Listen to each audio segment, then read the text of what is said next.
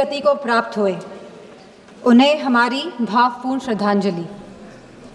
Border पर भारत के जिन नागरिकों ने अपनी जान गंवाई और जो घायल हुए, उन सभी परिवारों के साथ हमारी संवेदना है। पहलगाम की जो आतंकवादी हमला 22 अप्रैल को हुआ, वह कहीं ना कहीं भारत की सुरक्षा पर आघात था। जहां एक तरफ सरकार यह कह रही थी कि सब कुछ नॉर्मल है कश्मीर पे, तो कहीं ना कहीं इस सरकार ने नेशनल सिक्योरिटी की कीमत पर कश्मीर में नॉर्मलसी का जो नैरेटिव सेट करने की कोशिश करी। पहलगाम की घटना कहीं ना कहीं उसी का अंजाम भी है। हमारा सवाल सीधे सरकार से यह है कि आखिरकार यह घटना क्यों घटी।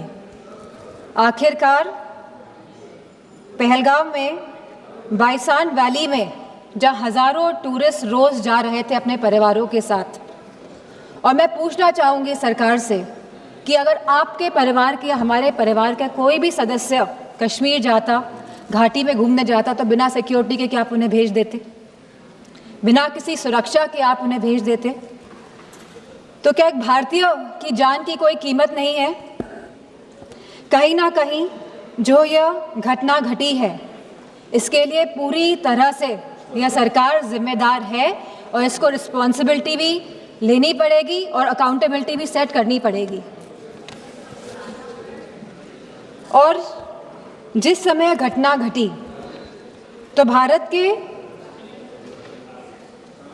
भारत में अमेरिका के वाइस प्रेसिडेंट्स JD वांस भी यहाँ मौजूद थे, और जब भी इस तरह के VIP गेस्ट भारत में होते हैं तो हमेशा कश्मीर घाटी में सुरक्षा बढ़ाई जाती है। लेकिन इस बार जो ये चूक हुई है, और यह खाली बरसान वैली की बात नहीं है, 60 और ऐसे टूरिस्ट डेस्टिनेशंस थे जहाँ पे कोई भी सुरक्षा नहीं थी, और आपके कहने पर ही, भारतीय जनता पार्टी की सरकार के कहने पर ही टूरिस्ट कश्मीर जा रहा था, इस भरोसे के साथ, इस विश्वास के साथ कि वह सुरक्षित है। और यह जिम्मेदारी अंतोगत इस सरकार ने, भारतीय जनता पार्टी के नेताओं ने क्या कहा कि यह जिम्मेदारी टूर ऑपरेटर्स की थी वहाँ की सुरक्षा की, जो बहुत ही गैर जिम्मेदारा बयान है और साथ ही इनकी संवेदनहीनता को भी दर्शाता है। ऑपरेशन सिंदूर में जहां भारतीय सेना ने सटीकता से पाकिस्तान और POK के अंदर 9 टेररिस्ट कैंप्स या आतंकी ढांचों को तबाह किया, को निशाना बनाया, और जब हमारा पल्ला भारी दिख रहा था तो ये सीज फायर का जो अनाउंसमेंट हुआ, बात ये नहीं है कि सीज फायर का अनाउंसमेंट हुआ, बात यह है कि सीज फायर का अनाउंसमेंट किसने किया।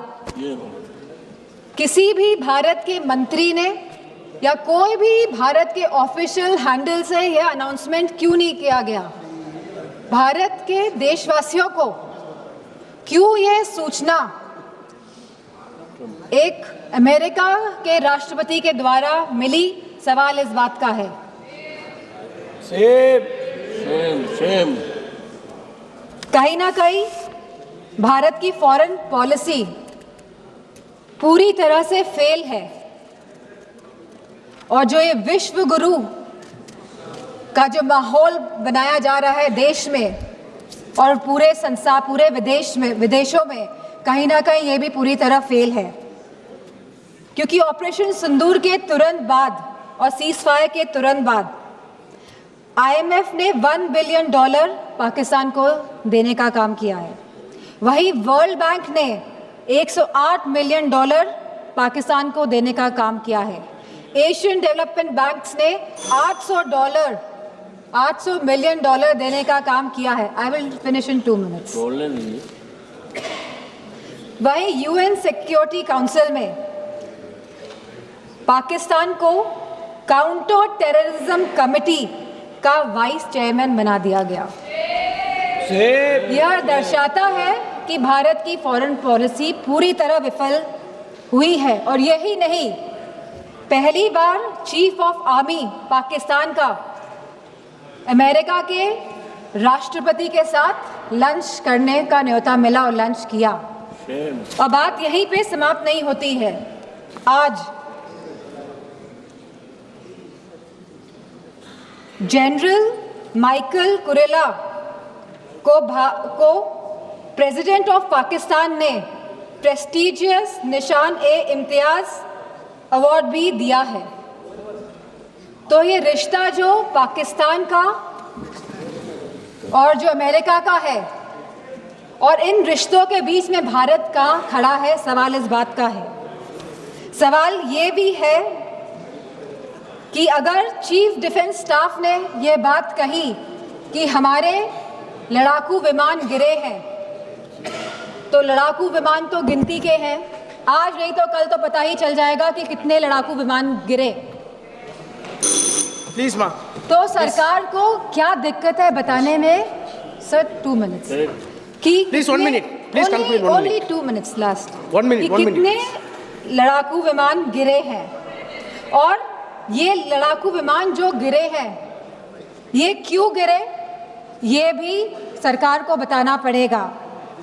सरकार पूरी तरह से, सरकार का इंटेलिजेंस फेलियर है।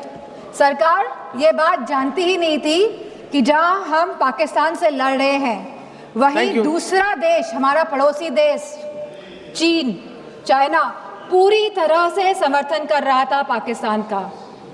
क्या ये इंटेलिजेंस फेलियर था या ये एक्शनेबल इंटेलिजेंस को इग्नोर किया गया?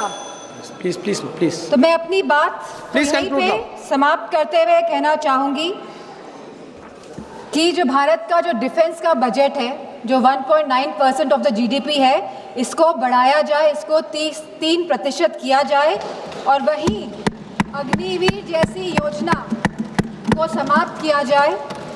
और जो लेटेस्ट टेक्नोलॉजी से जो आप लड़ाई हो रही है, जो वॉरफेयर चल रहा है, तो भारतीय जनता पार्टी की सरकार है, तो वो जागरूक बने इसके प्रति। धन्यवाद। Thank you.